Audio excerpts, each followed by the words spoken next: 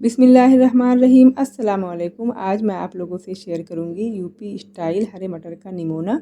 बहुत ही ज़्यादा आसान है और बहुत ही पुरानी ये रेसिपी है, लेकिन आज भी लोग बनाते हैं। इतना ज़्यादा इसका टेस्ट बहुत ही अच्छा होता है, तो आप भी इस रेसिपी को ज़रूर एक मरतबा ट्राई करना। तो चलिए फिर बनाते हैं इस रेसिपी को। हमें कैसे बनाना है देख लेते हैं। सबसे पहले हमें लेना है 750 ग्राम मटर हमने ले लिया है, यानी पौना किलो के आसपास थी, जिसको अच्छे से हमने छील लिया है और मटर के दाने को अच्छे से हमें वॉश कर लेना है। अब कच्ची मटर को हमें डाल देना है जार में और इसको यही कोशिश करना है कि हमें कम से कम पानी डालकर इसको पीसना है। तो यहाँ पर 2 से 3 टेबल स्पून मैंने मटर को निकाल लिया है और इसको मैं लास्ट में इस्तेमाल करूँगी। अब इसको हम ढक कर अच्छे से पीसेंगे। अभी मैं आपको पीस कर बताती हूँ कितना हमें पीसना है। तो देखिए जो हमारी मटर है अच्छे से पिस गई है और उसमें हमने बहुत ही कम पानी का इस्तेमाल किया है।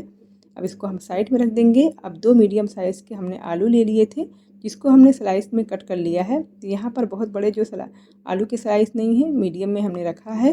अब हम हरा मसाला तैयार करेंगे। तो इसमें हमने ले लिया है 2 मुट्ठा भर के डंठल के साथ हरा धनिया ले लिया है, जिसको बहुत ही अच्छे तरीके से हमने वॉश कर लिया है। 10 से 12 हमने लहसुन की कली ली है और थोड़ा सा टुकड़ा हमने ले लिया है अदरक का। 4 हमने हरी मिर्ची ली है। मिर्ची आप अपने हिसाब से कम या ज़्यादा कर सकते हो। इतनी मटर के लिए इतना जो तीखा होगा इनफ होगा हमारे घर के हिसाब से।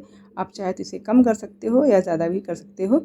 अब जार के अंदर सारे मसाले को हम डाल देंगे और डालने के बाद इसके अंदर थोड़ा सा हम पानी डालेंगे और अब हम जार को लॉक करेंगे और बिल्कुल महीन सा इसका पेस्ट हमें बना लेना है। तो देखिए अब हम पेस्ट बनाकर उसको साइड में रखेंगे। अब हम दूसरी तैयारी करेंगे। तो गैस पर हमने एक कढ़ाई चढ़ा लेना है। कढ़ाई को अच्छे से हमें गर्म कर देना है और उसके अंदर डालेंगे एक करछी भरकर तेल डालेंगे। तेल चाहे तो आप सरसों का ले लें, क्योंकि ये जो रेसिपी है सरसों में ही बनती है, लेकिन मेरे पास नहीं था इसलिए मैंने मीठे तेल का इस्तेमाल किया है। अब इसके अंदर हम डाल देंगे आलू जो हमारे कटे हुए थे। उसको हमें अच्छे से, जब तक अच्छे से कलर ना आ जाए तब तक उसे इसी तरह से पका लेना है। तो आलू में हमने कुछ भी ऐड नहीं किया, नमक वगैरह, सिर्फ इसी तरह हमें आलू को तल लेना है। तो आलू पर एक अच्छा सा कलर आ गया है, यानी सुनहरा हो गया है। अब उसे हम निकाल लेंगे एक प्लेट में। अब उसे हम साइड में रखेंगे। अब हम तेल में डालेंगे आधा चम्मच ज़ीरा डालेंगे। जब ज़ीरा अच्छी तरह चटक जाए उसके अंदर डालेंगे 5 से 6 करी पत्ता डालेंगे। एक छोटी सी प्याज जिसको बिल्कुल महीन हमने चॉप कर लिया है इसके अंदर डाल देंगे। अब हम फ्लेम को मीडियम रखेंगे और धीरे धीरे करके इसे भूनना है। इतना भूनना है कि जो इसका कच्चापन है वो निकल जाए। तो देखिए हमारी प्याज जो है भुन गई है। अब इसके अंदर एक छोटा सा बिल्कुल पका हुआ टमाटर बारीक कट करके इसके अंदर डाल देना है और प्याज को टमाटर के साथ अच्छे से हमें भूनना है। तो देखिए हमारी प्याज है, टमाटर है, अच्छे से भुन गया है। अब जो हमने चटनी तैयार की थी हरे मसाले वाली वो डाल देंगे।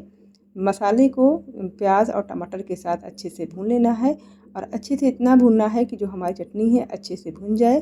तो देखिए हमारी चटनी, प्याज, सारी चीज़ें अच्छे से भुन गई है। अब इसके अंदर हम डालेंगे पाउडर मसाले। तो यहाँ पर चटनी को भूनना बहुत ही ज़्यादा ज़रूरी है, तभी इसकी जो दाल का जो मेन टेस्ट है इसी से आता है। तो अच्छे से भूनने के बाद अब इसके अंदर हम डालेंगे नमक।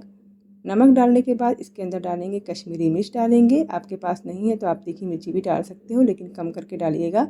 आधा चम्मच हम डालेंगे धनिया पाउडर, आधा चम्मच डालेंगे ज़ीरा पाउडर, आधा चम्मच डालेंगे हल्दी पाउडर, आधा चम्मच डालेंगे घर का गरम मसाला पाउडर। बहुत ही बेसिक से मसाले जाते हैं, लेकिन बहुत ही ज़्यादा ये लाजवाब और बहुत ही ज़्यादा ये टेस्टी बनती है। और ये यूपी की बहुत ही ख़ास और बहुत ही पुरानी रेसिपी है। तो अब इसे मसाले को अच्छे से भूनने के बाद हम ढक देंगे 5 से 6 मिनट करके। तो देखिए अच्छे से तेल इसका सेपरेट हो गया है और मसाले भी अच्छे से भून गए हैं।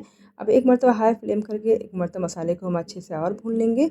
फिर उसके बाद जो हमारे मटर जो हमने पीस कर रखा हुआ था उसके अंदर डाल देंगे और डालने के बाद मटर को बिना पानी के अच्छे से हमें मसाले के साथ अच्छे से हमें मिक्स करना है।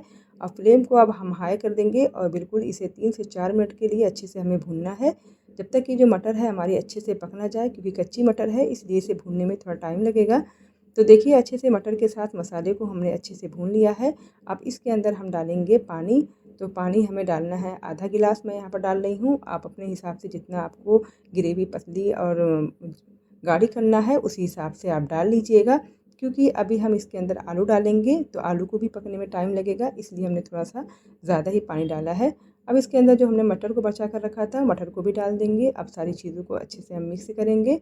अब मिक्स करने के बाद इसे हम ढक कर पका लेंगे कम से कम 15 से 20 मिनट के लिए। लो फ्लेम करके हमें पकाना है और बहुत ही मज़े की लगती है। और किसने किसने खाया है मुझे ज़रूर बताइएगा कमेंट करके, और किसके घर में ये रेसिपी बनती है।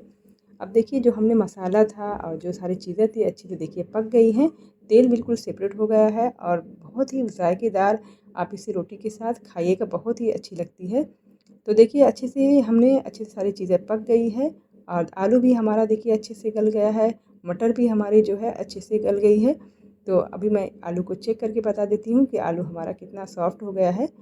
तो सारी चीज़ें पकने के बाद अब हम फ्लेम को बंद कर देंगे। अब इसकी फाइनल मैं लुक आपको दिखाऊँगी। तो देखिए ये हमारा जो है तैयार हो गया है निमोना। तो आप भी अपने घर पर ज़रूर ट्राई कीजिएगा, फैमिली और फ्रेंड में ज़रूर शेयर कीजिएगा।